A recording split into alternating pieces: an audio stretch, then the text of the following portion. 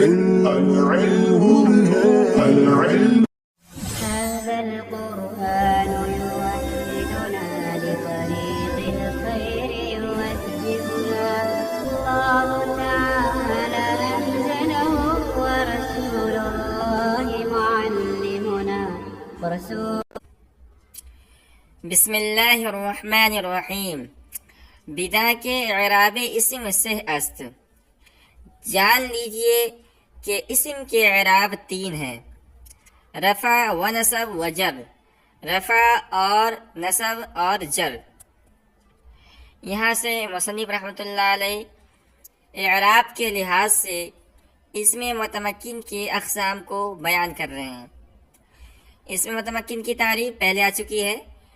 اسم متمکن اس اسم کو کہتے ہیں جو مبنی اصل کے ساتھ مشابہت رکھتا ہو. تو اعراب کے لحاظ سے اسم متمکن کی 3 قسمیں ہیں: رفع، نصب اور جر.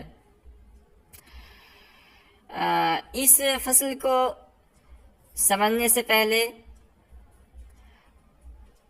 کچھ باتیں ہم جان لیتے ہیں تاکہ اس فصل کو سمجھنا اور آسان ہو جائے. تو سب سے پہلے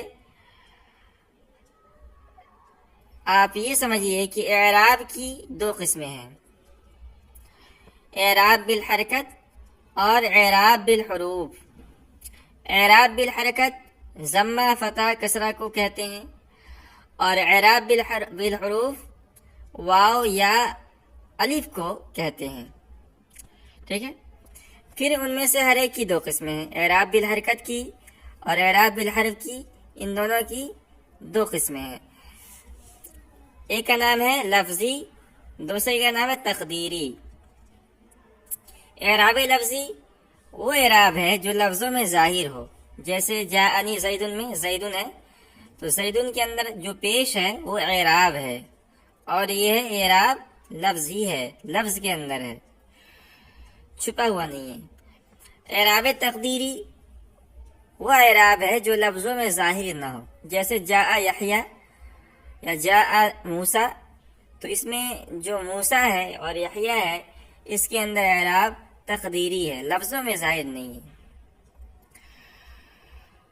انہوں نے کہا ہے کہ اعراب کے لحاظ سے اسم متمکن کی 3 قسمیں ہیں: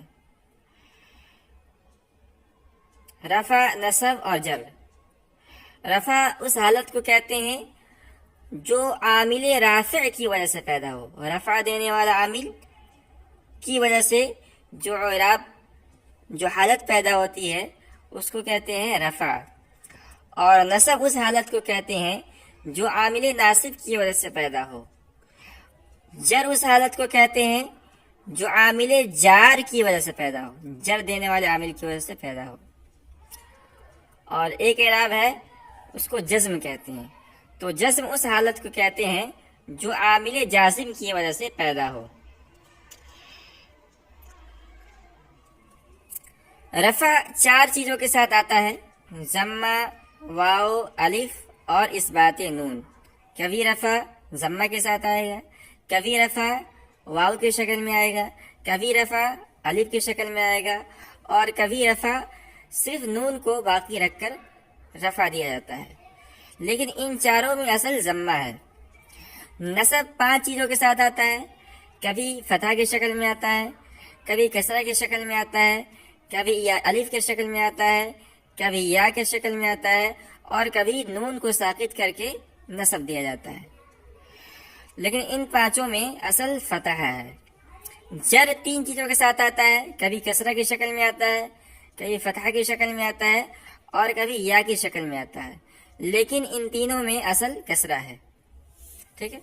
اور جزم 3 چیزوں کے ساتھ آتا ہے: کبھی سکون کے ساتھ آتا ہے، کبھی لام کے حذف کے ساتھ آتا ہے، اور کبھی اسقاط نون کے ساتھ آتا ہے.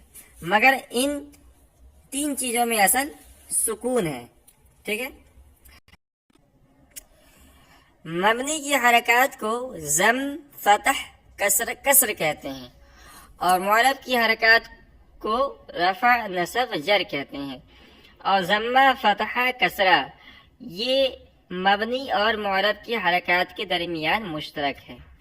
ٹھیک ہے، یعنی معرب اور مبنی دونوں کی حرکات کو ضمہ فتحہ کسرہ کہہ سکتے ہیں، ورنہ خاص طور پر مبنی کی حرکات کو ضم فتح کسر کہتے ہیں اور معرب کی حرکات کو رفع نصب جر کہتے ہیں۔ جس اسم پر رفع ہو اس کو ترکیب کرتے وقت مرفوع کہتے ہیں، اور جس اسم پر نصب ہو اس کو ترکیب کرتے وقت منصوب کہتے ہیں، اور جس اسم پر جر ہو اس کو ترکیب کرتے وقت مجرور کہتے ہیں۔ ٹھیک ہے، اب ان باتوں کو آپ ملحوظ رکھیں، یاد کر لیں۔ اب ہم اصل کتاب کو شروع کرتے ہیں، یہ باتیں یاد رہیں گی تو اس عبارت کو سمجھنے میں آسانی ہوگی۔ یعنی بداع کے اعراب اسم سے است، جان لیجئے کہ اسم کے اعراب 3 ہیں۔ کیا کیا ہے؟ رفع نصب جر، 3 اعراب ہیں، رفع نصب اور جر، تو یہ اسم کے اعراب ہیں۔ تو اب آگے جو اقسام بیان کریں گے اسم متمکن کی 16 اقسام، ان کے اندر یہی اعراب آئیں گے، رفع نصب جر۔ اب دھیان رکھیے گا، ملحوظ رکھیے گا، کہہ رہے وہ اسم متمکن باعتبار وجوہ اعراب برشازدہ قسم است، اور اسم متمکن اعراب کی اقسام کے اعتبار سے 16 قسموں پر ہے۔ تو اعراب کے اعتبار سے، اعراب کی اقسام کے اعتبار سے اسم متمکن کی 16 قسمیں ہیں۔ اب ہر ایک کو ایک ایک کر کے بیان کر رہے ہیں۔ اول مفرد منصرف صحیح، پہلی قسم مفرد منصرف صحیح ہے، چوں زیدن، جیسے کہ زیدن۔ دوم مفرد منصرف جاری مجرا صحیح، دوسری قسم مفرد منصرف جاری مجرا صحیح، چوں دلعن، جیسے کہ دلعن۔ سوم جمع مکسر منصرف، تیسری قسم ہے جمع مکسر منصرف، چوں رجالن، جیسے کہ رجالن۔ اب ان تینوں کا اعراب مفرد منصرف صحیح، مفرد منصرف جاری مجرا صحیح اور جمع مکسر منصرف، ان تینوں کا اعراب ایک ہے، اسی لیے ان تینوں قسموں کو ایک ساتھ بیان کیے۔ ٹھیک ہے، کیا ان کا اعراب؟ رفع شاہ بضمہ باشد، ان سب کا رفع ضمہ کے ساتھ ہوتا ہے، ونصب بفتحہ، اور نصب فتحہ کے ساتھ ہوتا ہے، وجر بکسرہ، اور جر کسرہ کے ساتھ ہوتا ہے، چوں جاءنی زیدن ودلعن ورجالن، جیسے کہ جاءنی زیدن اور جاءنی دلعن اور جاءنی رجالن، ورأیت زیدن ودلعن ورجالن، اور رأیت زیدن اور رأیت دلعن، ورأیت زیدن ودلعن ورجالن، اور رأیت زیدن اور رأیت دلعن اور رأیت رجالن، ومررت بزید ودلو ورجال، اور مررت بزید، مررت بدلو، مررت برجال۔ تو ان 3 قسموں کو ہم ایک ایک کر کے سمجھتے ہیں۔ تو پہلی قسم کا نام ہے مفرد منصرف صحیح۔ تو مفرد سے مراد وہ لفظ جو تثنیہ اور جمع نہ ہو، اور منصرف سے مراد یہ ہے کہ وہ غیر منصرف نہ ہو۔ اب غیر منصرف کس کو کہتے ہیں آگے بیان کریں گے تفصیل کے ساتھ۔ اور صحیح کہتے ہیں وہ لفظ جو معطل نہ ہو، ٹھیک ہے۔ اور نحوی و اصطلاح میں صحیح وہ لفظ ہے جس کے لام کلمے پر حرف علت نہ ہو، جیسے مثال لیے زیدن۔ تو اگر کوئی لفظ ہے، مفرد ہے، منصرف ہے اور صحیح ہے، یعنی اس کے لام کلمے پر حرف علت نہیں ہے، تو اس کا اعراب کیا ہوگا؟ اس کا اعراب ہوگا کہ رفع ضمے کے ساتھ، یعنی حالت رفع میں ضمہ کے ساتھ، حالت نصب میں فتح کے ساتھ، اور حالت جر میں کسرے کے ساتھ۔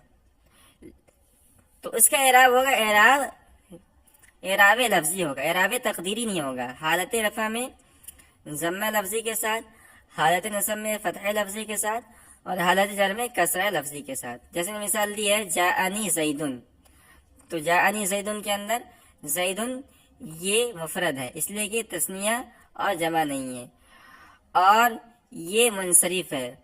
منصرف کیوں ہے؟ اس لیے کہ اس میں اسباب منع صرف میں سے کوئی دو سبب نہیں پایا جا رہا ہے، ٹھیک ہے، یا کوئی ایک سبب نہیں پایا جا رہا ہے دو سبب کے قائم مقام ہو، اس لیے یہ منصرف ہے، اور یہ صحیح ہے، اور صحیح اس لیے ہے کہ اس کے لام کلمے پر حرف علت نہیں ہے۔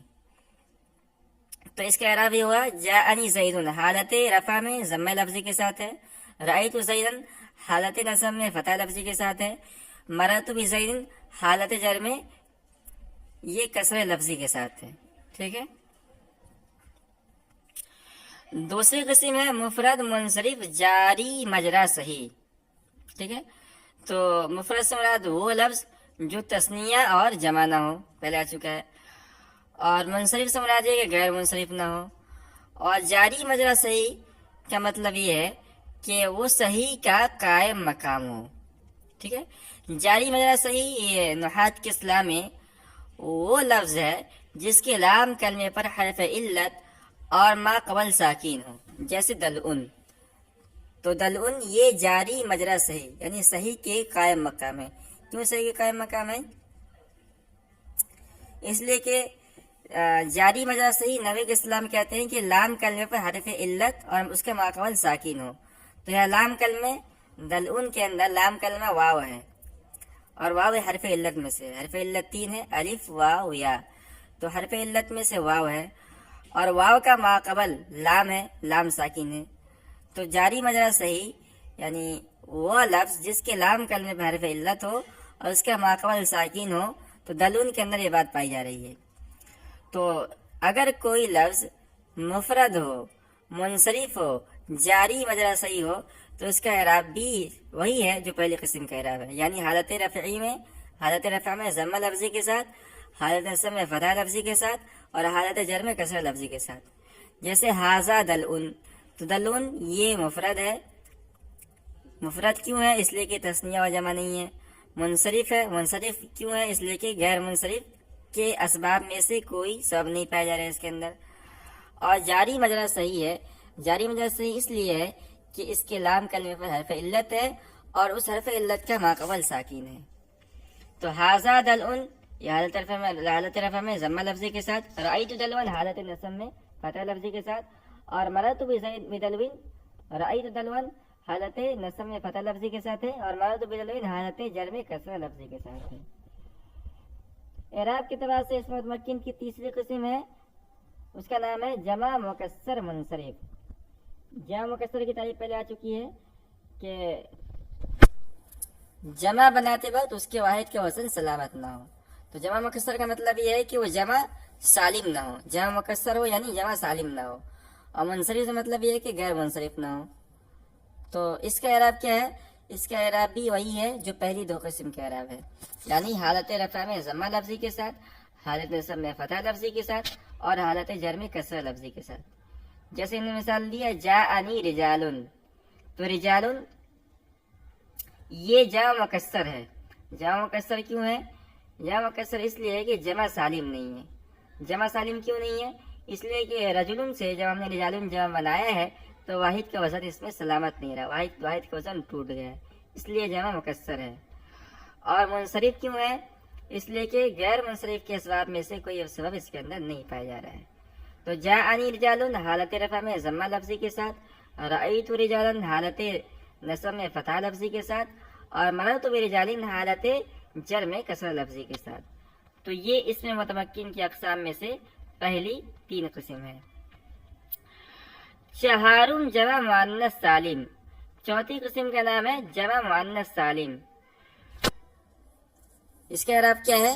رفعش بضمہ، حالت رفع میں ضمہ کے ساتھ، ونصب و جر بکسرہ، اور حالت نصب و جر میں کسرہ لفظی کے ساتھ۔ چو ہن مسلمات ورأیت مسلمات ومررت بمسلمات، جیسے کہ ہن مسلمات، رأیت مسلمات، اور مررت بمسلمات۔ تو یہ چوتھی قسم ہے جمع مؤنث سالم۔ تو جمع مؤنث کا مطلب یہ ہے کہ وہ مؤنث کی جمع ہو، مذکر کی جمع نہ ہو، اور سالم کا مطلب یہ ہے کہ وہ جمع سالم ہو، جمع مکسر نہ ہو، ٹھیک ہے، یعنی واحد سے جمع بناتے وقت اس کا وزن سلامت ہو، باقی ہو، ٹوٹ نہ گیا ہو۔ تو اس قسم کا اعراب کیا ہے؟ حالت رفع میں ضمہ لفظی کے ساتھ، ٹھیک ہے، اور حالت نصب میں، حالت نصب و جر میں دونوں میں کسرہ لفظی کے ساتھ. جیسے مثال لیا ہن مسلماتن، تو مسلماتن یہ جمع مؤنث سالم ہے. جمع مؤنث کیوں ہے؟ اس لیے کہ یہ مؤنث کی جمع ہے، مسلماتن کی جمع مسلماتن. اور جمع سالم کیوں ہے؟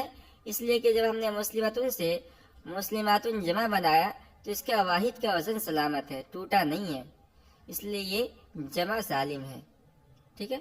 تو اس کا اعراب کیا ہے؟ ہن مسلماتن، یہ حالت رفع ہے، حالت رفع کے میں ہے. حالت رفع میں کیوں ہے؟ اس لیے کہ ہن یہ عامل رفع ہے. تو ہن مسلماتن حالت رفع میں ضمہ لفظی کے ساتھ، اور رأیت مسلماتن یہ حالت نصب میں کسرہ لفظی کے ساتھ، اور مررت مسلماتن حالت جر میں کسرہ لفظی کے ساتھ. تو اس کا اعراب حالت نصب و جر دونوں میں کسرہ لفظی کے ساتھ ہوتا ہے.